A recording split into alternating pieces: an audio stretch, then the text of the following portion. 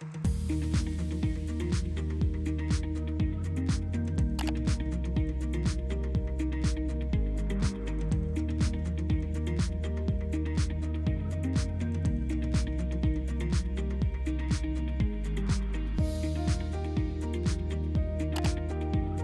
everyone, and welcome to Imagine Spotlights. We're here today on behalf of the ADA and Beyond Type 1 Collab to continue with this awesome interview series. Every week, all throughout Imagine Camp, we're chatting with an inspiring person living with diabetes. They'll be sharing their experiences and insights with you and help show us all what it means to live beyond our diagnosis, and also how important it is to get connected and find community with others affected by the disease, which, after all, is why you're all here, why those of you who are watching from home are watching today. My name is Todd Boudreau. I'm the Director of Content at Beyond Type 1. I have also been living with Type 1 diabetes for over 20 years now. I just had my 21st anniversary. So when I was diagnosed, I was using an older form of insulin. I was using syringes. I've since used smart pens. I've used pumps. I've used CGMs. I've kind of been through it all. And I'm super excited about who I get to speak with today. She's a very talented young woman coming fresh off the heels of a run on American Idol, I think. But I'll let her tell you a little bit more about that. I'm going to be interviewing Ava August. Ava, welcome. Do you want to take a second to introduce yourself? For sure. Thank you so much, first of all, for having me. I always love sharing my story to other type 1 diabetics out there, if it can make them feel less alone. But yeah, I was diagnosed back in 2009. I've had it for going on almost 13 years. And I'm a singer-songwriter. I've been singing since I could talk. And I was recently on American Idol. I made it to the top 10. It was a great experience, and I can't wait to tell you a little bit more about my story. Excellent. Yeah, thanks for speaking with me today. You said you were diagnosed in 2009, so you must have been really young when you were diagnosed. How old were you? I was I believe I was 3 going on 4, because my birthday's in August, and I remember it was July. It was right during the summertime when I was diagnosed, so I was almost 4. But yeah, it was a crazy So journey. do you actually remember that? Because I don't remember like anything from when I was 3 or 4, except I kind of remember this earthquake that happened. So I feel like if something big and traumatic happens, you might actually remember it from that age. Do you remember anything about your diagnosis? Well, what's crazy is I remember a lot of it. I remember I actually remember almost the feeling like before. It was kind of anytime before the diagnosis is kind of a little bit blurry, vague in my memory. But when I was diagnosed, I remember this one time my friends and we were all like, playing on this tree, and I kept going back into my house to like use the restroom, and I was eating a lot and drinking a lot of food and drinking a lot of water. Let me rephrase that. Sorry. I remember when my friends and we were all on this tree, and we were playing outside, and I kept going back inside my house to use the restroom, and I kept eating a lot of food and drinking a lot of water. It was not a good time. And I remember going to the hospital and getting the news and the 3 days. So I can remember a lot of it. And I remember when I was diagnosed, my uncle, my mom's brother, has type 1 diabetes. So that was like the one person we knew who had diabetes. Yeah. I was 13 years old when I was diagnosed, probably just a little younger than you are now. And I called him right away. Do you know if your parents knew anyone, if you knew anyone else living with type 1 diabetes at the time of your diagnosis?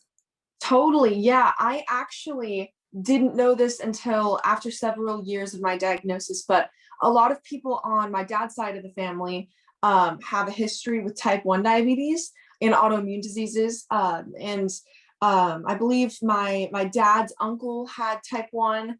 My great grandfather had type 1, and different people, in my family have had it on my dad's side, which is unfortunate, but it makes you kind of think there might be some genetics involved. Certainly, yeah. We do know that there is a genetic component. I have it in my family. You obviously have it in yours. So So we're speaking today, and we've got a bunch of campers watching us. The first time I ever went to diabetes camp, I was like 32 years old. It was 2 years ago. I went to an adult camp put on by Beyond Type One Yeah, with this Canadian organization, Connected in Motion, which was so much fun. But I never got to go to wow. camps as a kid. Did you Yeah, ever go to diabetes camps, or did you have kind of a diabetes community? Do you now? yeah, totally, 100%. I actually, back when I was 7 or 8 years old, I actually never went to a diabetes camp, and so that's why I love what Beyond Type One and the American Diabetes Association is doing, partnering up together, having this camp. It's amazing, and I wish that I had something like that when I was younger, and just having a community, where we all share, the same kind of thing, which is type one, but we can all uplift each other. And so I think it's super cool that I didn't have any camps when I was younger. Yeah. It's so funny for me to hear you say like, "Oh, back when I was younger," because to me I you're know. still very young, and I think you're actually still in the age group for an ADA Imagine camp, because Yeah, I think they go up until maybe 16, 17. But for that's sure. that's yeah, that I think that what they're doing is so great. I think community is Totally. super important, and Yes. I do want to switch gears a little bit and talk to you about your singing career. And let's start Oh here. yeah.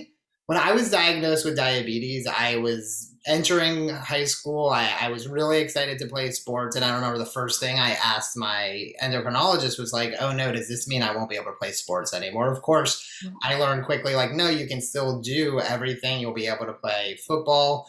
And I was so relieved at the time. You've Totally. lived most of your life with type 1 diabetes. At what age did you decide you wanted to go into singing and become a performer? And then did you ever worry maybe that your type 1 would get in the way, or not allow you to Yeah. achieve your dreams? For sure. That's a great question. I've been singing since I could talk. Before my diagnosis, there's videos of me on my parents' little flip phone of me singing around the house. Anywhere that I could, I would just be, opening my mouth and singing just some random tune. Who knows what it was? But yeah, I really started to sing when I was probably around 8 or 9 years old.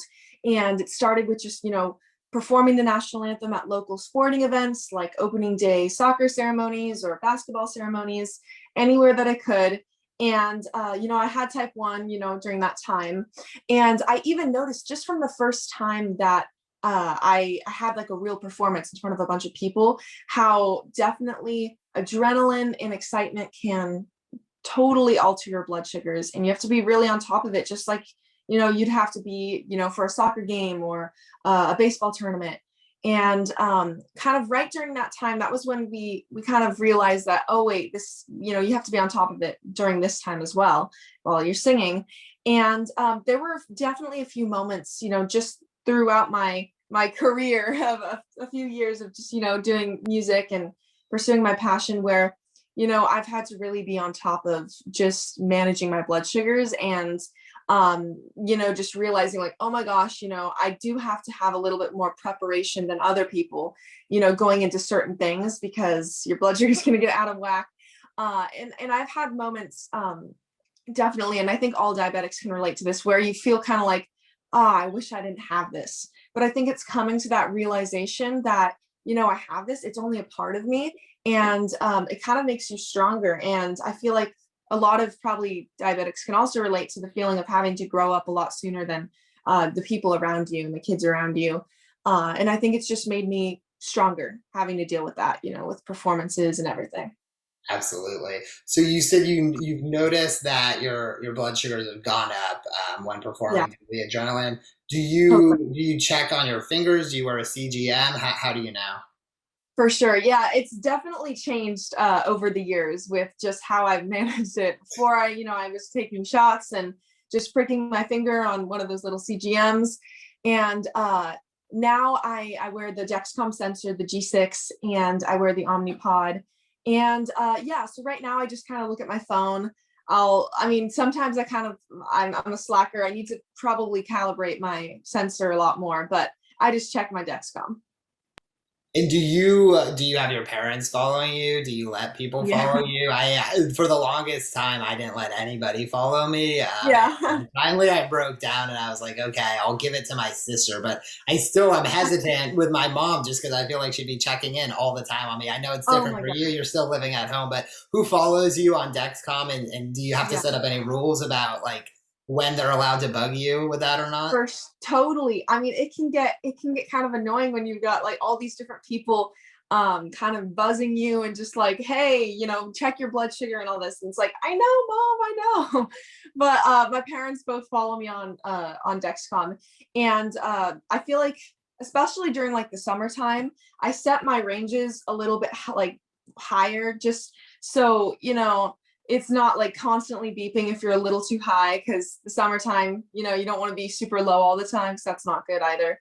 But definitely it can get kind of, a little annoying when everyone's like, check your blood sugar, your phone's beeping. But I've managed it a lot better just over the years, and knowing, how my body works, how, what happens at night. And so usually the alarms, they haven't been going off very, very much, pretty That's often. great So news. Do you yeah. change the alarms when you're performing?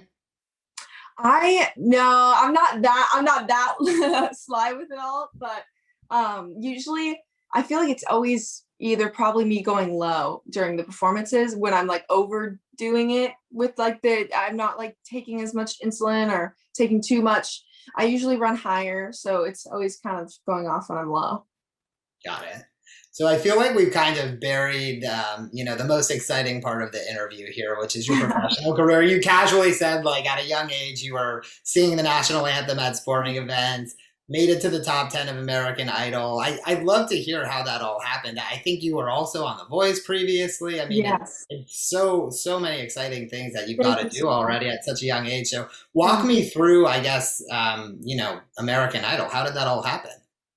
Totally. Yeah. So to be honest, from my experience on The Voice, I was a little apprehensive on doing American Idol just because, I saw, what it was like to be on one of those, reality singing shows, but it turned out to be one of the best things I have ever done.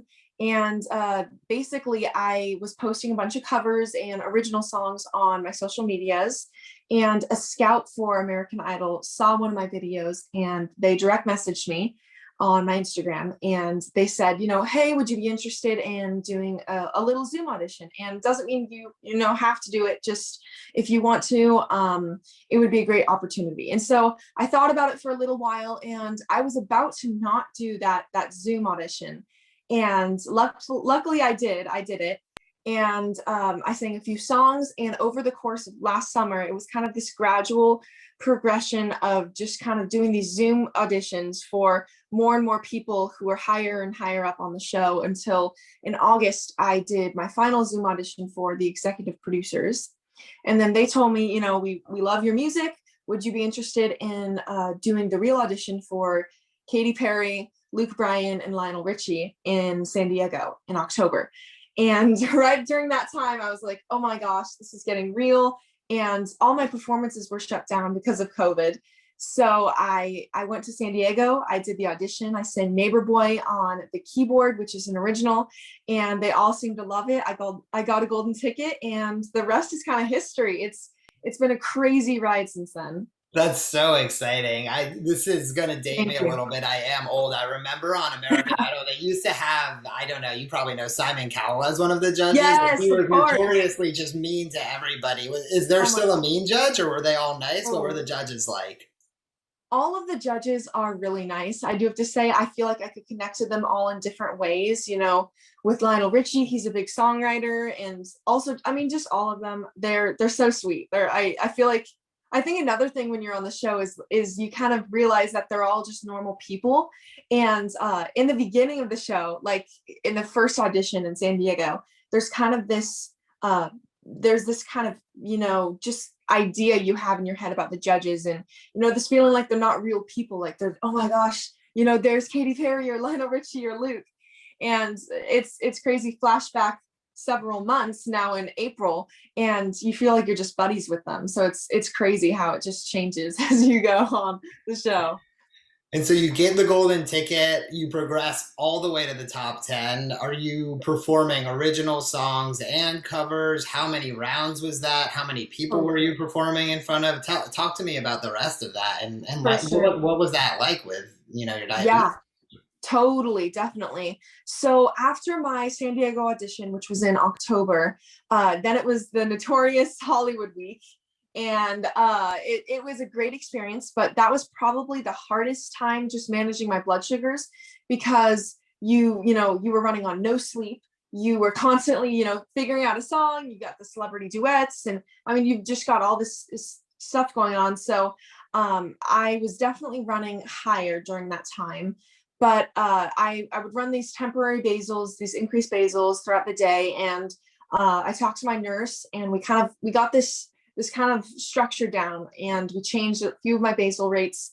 But it was a great experience doing that, and I met so many amazing people, and so after that, it just I kept going, kept progressing, and there are so many talented people, and so it was really an honor, and I'm so grateful that I got through Hollywood week. It was very, there were a lot of tears, people crying, people were passing out, the ambulance was coming, people were like blacking out on the stage. Oh It my was a great goodness. time. Yeah, it was crazy. And so after the showstopper round, so for Hollywood Week, there were 3 rounds. There was the genre challenge where you sing a song from a certain genre. And then after that, it was the duet round where they blindly, pick a person for you to duet, which was crazy. And it was awesome. I got to duet Hunter Metz, and he's a great friend of mine now. And then after that was the showstopper round where it's kind of like this big performance with the band or no band. And I remember for the showstopper, I sang an original song, which was Ghost of You. And so that was my second original on the show. And I sang it on the guitar, and I didn't have a band backing me. And so that was very nerve wracking because everyone else had this big band, and I just wanted to kind of stick with what I felt comfortable with. And I wanted to kind of take a risk and just do an original. So I'm like, if I'm going out, I'm going to go out with original. So it was a great, great time. I got past that round, and then that was the top 24. And then after that, there was a big break. So that was like December. And then we all went back to CBS Studios, the top 24, which is in Hollywood, back in March. So there was a big break from December to March where I was just getting all these songs ready to go for coming back in March. And then in March, I had the Josh Groban performance, which was so amazing, so memorable. He's such a great guy. We sang Both Sides Now by Joni Mitchell. And then I also sang Driver's License, and I did all those other performances. That was all at CBS, which was crazy. But that was also very hard with the type 1 and managing it because I'd noticed my blood sugars, especially, I feel like I've never been that excited for something and nervous. So my adrenaline was just out of the roof. And so I was running these like increased basals 6 hours before the show. And I would still get that post spike, but towards the end, I started to really just kind of nail it with just knowing what to do. Like, oh, I'm not going to let you, go high after. I know what to do now. But it's all definitely trial and error for sure. Definitely. That's one thing I learned throughout the experience. And did you have any of your devices visible while you were performing? Did diabetes come up with the judges or on the show? I'm sorry, I haven't got a chance to watch Yeah. yet, but I do wonder how just like having, diabetes is historically an invisible illness, but now with all the devices and everything, sometimes people just know. Did you have your devices out? Totally. Yes, I did. For several performances, I had my devices out. And definitely, so in the San Diego audition, I had my Omnipod on my arm, and I was playing the keyboard, and it got so much traction and to my video, and people were commenting, and it was just amazing seeing all of the support. And so I showed it there, and then I also showed it for the Love of My Life performance by Queen at the CBS studios. And that was for, I believe, like the intro into the top 16. But I might be mistaken, or the top 12, but I think it's the top 16 performance. And I was wearing it also on the back of my arm, my Omnipod. And I'll never forget, there's this one moment in the performance of Love of My Life where I put my hands up like this. and they do this kind of 360 view of me, and my arm, my pump is just completely visible, and I'm just, my hands are open wide, and I'm just singing the song. And I'll never forget that moment. After that performance that night, I got hundreds of comments and emails and just direct messages, and just a flood of just people all over the world who saw the performance and were just inspired by seeing a type 1 diabetic on the stage, and following their dreams and pursuing their passion, and not letting it get in the way, and also not caring that their device is being shown on TV. And I just thought it was super cool, because sometimes silence is more powerful than just using words. And so I feel like when people just saw it with their own eyes and there was no explanation, they just knew, like, oh, she's a type 1 diabetic. And I got parents saying, my 4-year-old son was screaming in the TV because he saw someone like him wearing his Omnipod on his arm, and it made his day. And I got people saying, my daughter wants to be you now. She wants to be a singer, and you've really inspired her. So it was just really emotional for me seeing all of that, and it made me feel less alone too. That's incredible. Wow. I mean, you probably changed some lives, Ava. That's really, really great. I wonder, with all of this being more prevalent and now all these little kids have a new person to look up to, is there anybody growing up that you looked up to with type 1 diabetes, or who are some of your type 1 role models? For sure. Definitely. One big person that I always think about when I think of, who was my role model growing up is Nick Jonas, just because, he's a singer. He's doing kind of everything that I want to do. He has type 1 diabetes, and I actually went to one of his concerts when I was around 10 years old. And I actually was wearing my Beyond Type 1 hat. And I'm like, I follow Beyond Type 1. I know you're a part of that organization. And I gave him my little business card. I'm like, hey, follow me on Instagram, like little 10-year-old me. And he's like, okay. But he's someone that I've really looked up to. Also Esty Ham. I think she's another great artist who's, a musician, a singer, and she also has type 1. And there's just so many people who are so talented and, following their dreams with type 1. Did you say that you had business cards when you were 10 years old?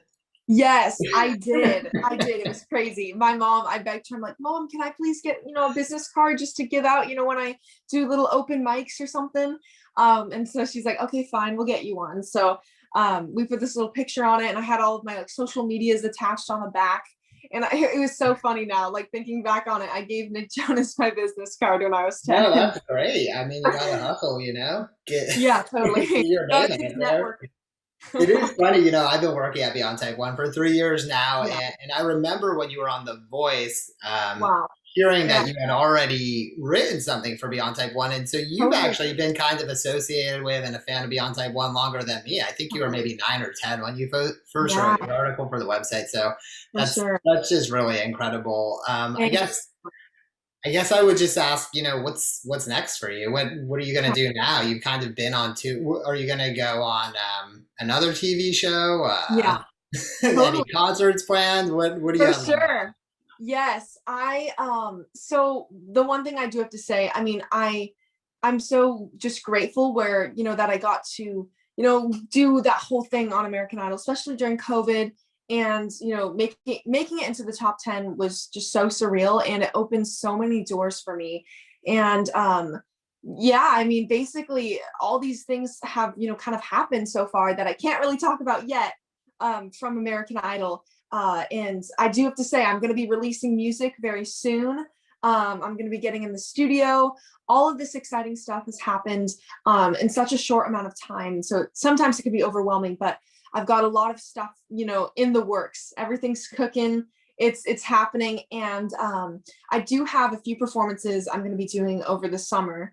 And I'm also very grateful for that because of just COVID and everything. So it's like my first real show that I'm going to be doing in probably like a year and a half. And it's going to be on June 26th.